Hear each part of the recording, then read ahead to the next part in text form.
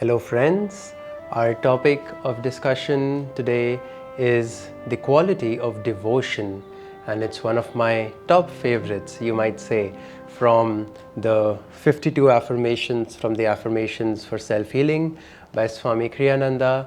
And so let's read first of all what Swamiji has to say about devotion. Swamiji writes, "No good end is ever reached without devotion. No true success is achieved unless the heart's feelings are involved. Willpower itself is a combination of energy and feeling, directed toward fulfillment. In the quest for God, the unfolding of the natural love of the heart in the form of deep devotion is the prime requisite for success. Without devotion, not a single step can be taken towards Him. Devotion is no sentiment. It is the deep longing to commune with and know the only reality there is." I remember a quote I read once by Mozart, and he said, "Neither a lofty degree of intelligence nor imagination, nor both put together, go to the making of genius. Love, love, love. That is the soul of genius." Isn't that beautiful, friends, that Mozart, who was such a master at his art, went on to say that it's not intelligence, it's not imagination, and neither is it both of them put together. What makes a genius is love. Even Einstein mentioned that the secret is a sense of a mystical awe toward the universe. And I'm paraphrasing that, for I don't remember the exact quotation. But even Einstein, you see, his field was scientific, very intellectual, but he was in love with it. He was in love with the mysteries of the universe, and he beheld them in awe. And that is what creates genius. And that is what Swami Kriyananda often says in this reading also, that no good end is ever reached without devotion. We often hear that what distinguishes successful people from the unsuccessful ones is their passion, is how badly they want something, is how badly they want to be successful. And their passion, their desire, in other words, is what brings that fulfillment, is what drives them toward making that effort. They are devoted to their work, and that is the quality of devotion which serves us equally well, whether we are working in the world or whether we are talking about the spiritual life. Yogananda ji defined willpower as desire plus energy directed toward fulfillment. So we use our willpower to achieve something because we really want it. And unless we really want it, then people could push us as much as they want, but we are not going to put out the energy to really work at it. And where are these desires? These desires rest in the heart, the yogis tell us. And these desires are not resting in our physical heart, but they rest in the energy center behind the heart, in the spine. And it's a part of our feeling nature. And without a deep feeling for what we are doing, it's really not possible to be successful. It's not possible to have any fulfillment of any sort without being devoted to what we are doing.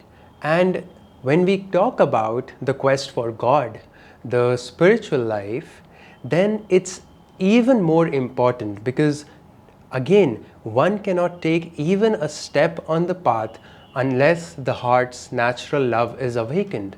This was the statement of Swami Shri Yukteswar. And those of you who have read the autobiography or have read about Swami Shri Yukteswar would know that he was a Gyan avatar, an incarnation of wisdom. And so he, on one level, perhaps would be the last person to make such a statement. Outwardly, one might think that he would say the assimilation of wisdom or knowledge is what brings one to enlightenment, but he clearly states that without love you can't even begin to walk the path of self-realization, and that's how important it is. Often devotion is the thing that keeps us on the spiritual path year after year, decade after decade. We have very long lives, and to sustain and persevere on the spiritual path, excuse me, to sustain and persevere on the spiritual path, one needs a deep sense of longing, a deep sense of devotion to what it is that one is doing. And that is what devotion is. It's not an emotion. It's not someone dancing wildly in order, to praise God. And while that might be an outward expression of devotion, Yogananda ji often advised us to take our devotion inward. He wouldn't really encourage such outward displays of devotion because he feared that it's very easy for devotion to be converted into emotion, and emotions take us outward. But devotion is not a sentiment. It's a deep longing for God. As Swamiji says, that devotion is the deep longing to commune with and know the only reality that exists. So without devotion, spiritual progress is just impossible. Yogananda ji would also often say, and this is one of the sweetest statements I believe that he mentioned to his disciples, is that God has everything in this world. God created, God became the world himself. God is in every atom of creation. But there is one thing that he doesn't have, and that is our love. And that love only we can choose to give him. And the truth of the matter is, friends, that until we give that love, even we are not going to be satisfied. St. Augustine said that our hearts are restless until they find rest in thee. So until our hearts can offer love to the divine completely, unconditionally, completely surrendering our love at his feet, we can never find true fulfillment. The other aspect of devotion and the other aspect of our feeling nature has to do with meditation also.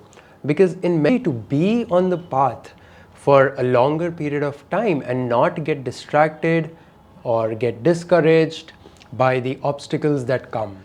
And that is why Yogananda ji often urged his disciples, get devotion. And how do we get devotion?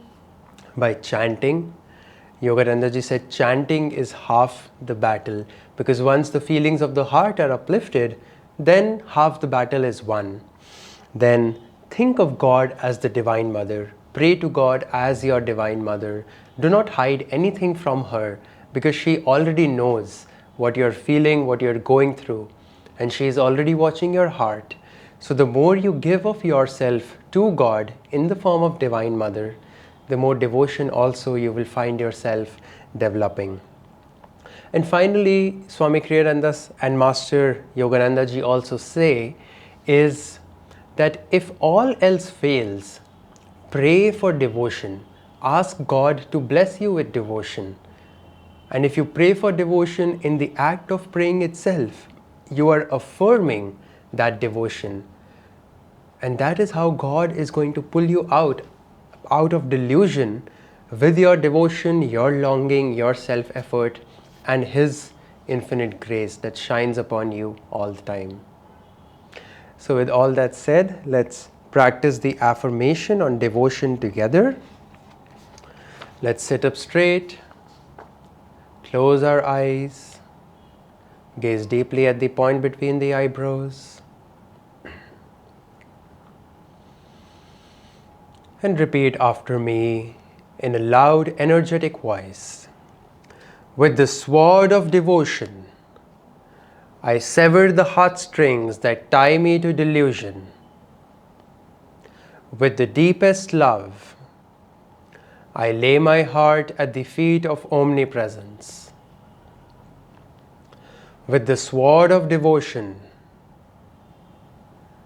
I sever the heartstrings that tie me to delusion. With the deepest love, I lay my heart at the feet of Omnipresence.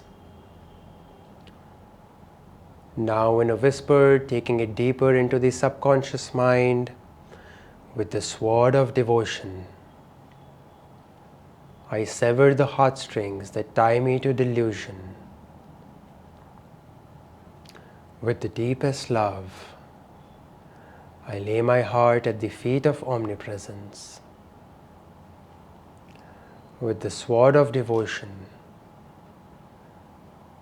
I sever the heartstrings that tie me to delusion. With the deepest love, I lay my heart at the feet of Omnipresence. And now mentally only, gazing deeply at the point between the eyebrows,